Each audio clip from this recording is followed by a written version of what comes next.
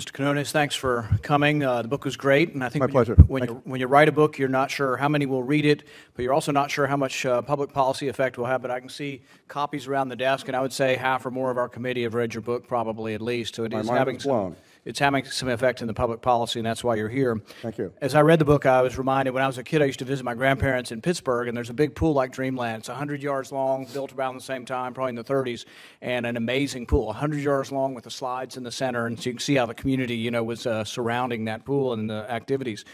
As I read through the book and we try to think what can we do better or change, the idea that Big Pharma lied and committed fraud is a part of the book and a part of the problem.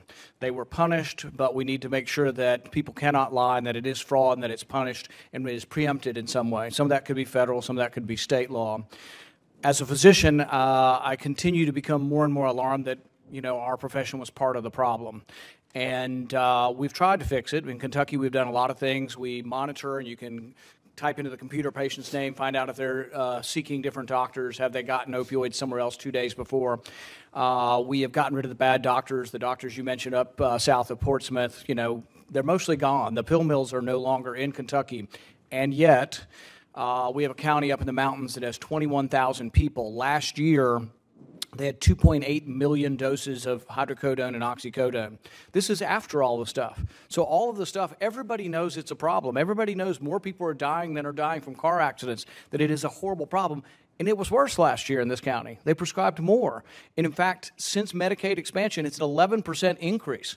And so when we look at what we do, we say, well, let's have a Marshall Plan or let's spend more money. We have to think about how we spend it and what we do because we want more people to have health care. So we expanded Medicaid. If you look at the expansion of Medicaid and you put that map overlying the United States, you have an overlay of the heroin problem and the opioid problem, and it's related to poverty and the expansion of health care. And so in your book, you talk about, well, you can get for $3, you can go. You don't have to pay $200 to go to the supplement. You pay $3 a month, and you can get it and trade it and all of that came. So we do have to figure out more rules on this. We have some new rules in Kentucky on acute management, but I think the hard part's the chronic. So if I'm your physician and you've been on it forever for low back pain, how do I get you off of it? And how do I get you to keep coming to me, or do you just choose another doctor if I take you off of it? So I guess that's the problem, and the question is, we all know the knowledge. People have read your book. We know there's a problem out there. We've done some changes, and yet we still have this enormous prescription opioid problem. And so what do you think we do beyond that? I agree with you. Community, more local than federal is probably better, and it's a local response. But we still, how do we fix the medical aspect of this? How do we go a step beyond where we are? Well, I mean, there's a lot. That's a massive question, and I think there's smarter people than I who might also contribute to it. I think one of the reasons that you find a kind of correlation between heroin overdose and Medicaid expansion is because more access to medical care means more access to pills. We still have not changed really the basic culture, and one of the reasons of doctors to prescribe pills as a solution. And so it seems to me that crucial in all this is that we get back to what we were doing in the 1970s, and that is where insurance companies were reimbursing a wide array of strategies for pain.